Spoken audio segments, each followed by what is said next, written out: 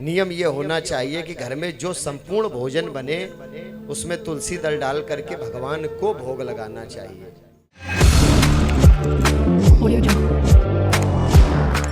एक बार एक भगवान का भक्त पहुंचा एक दुकानदार के पास, बोला हमें कोई ऐसे भगवान दो जो खूब फटाफट काम करते हो। तो दुकानदार तो भाई बेचने के लिए बैठा ही है मूर्ति।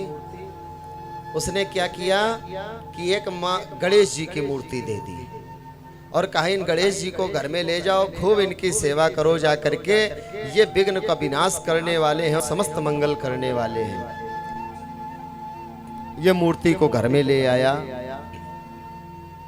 एक जगह स्थापित कर दिया और इसके बाद धूप बत्ती जलाई और गणेश जी के सामने लगाई। उसके बाद उसने अपनी मनोकामना बोली, हे गणेश जी हमारी नौकरी लग जाए।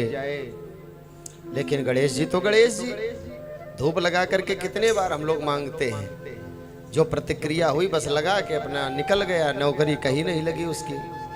शाम हुई, लौट करके आया, पूरा दिन हरा थाका, फिर धूप बत्ती लगाई, बोला गणेश जी धूप लगा रहे आपको हमारी सुन लीजिए।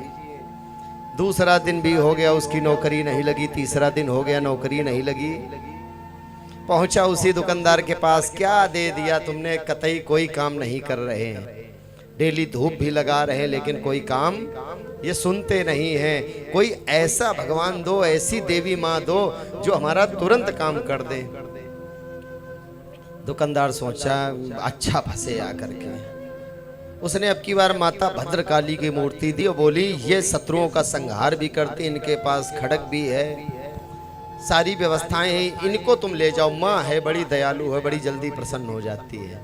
अब तो ये गया और गणेश जी की जहाँ पर मूर्ति रखी थी उसको उठा करके दूसरी जगह रख दिया और जहाँ पर गणेश जी रखे थे वहाँ पर माता जी को विराजमान कर दिया।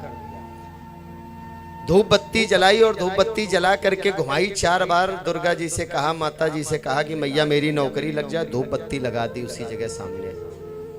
लेकिन इसकी नजर पड़ी कि धुआं माता जी की नाक में नहीं जा रहा है, धुआं तो माता जी से होता हुआ गणेश जी के पास जा रहा है। तुरंत घर के अंदर गया और जा करके रुई ले आया और आ करके गणेश जी की नाक में लगाना शुरू कर दिया।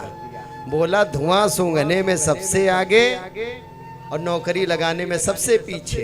गणेश जी प्रकट हो गए, वरदान मांग लो वत्स, क्या चाहिए तुम्हें। अब तो ये चरणों में लौट गया, हे भगवान मुझसे बड़ी गलती हो गई, आप तो प्रकट हो गए, मेरा काम बना देते, लेकिन प्रभु मैं आपसे एक बात पूछना चाहता हूँ।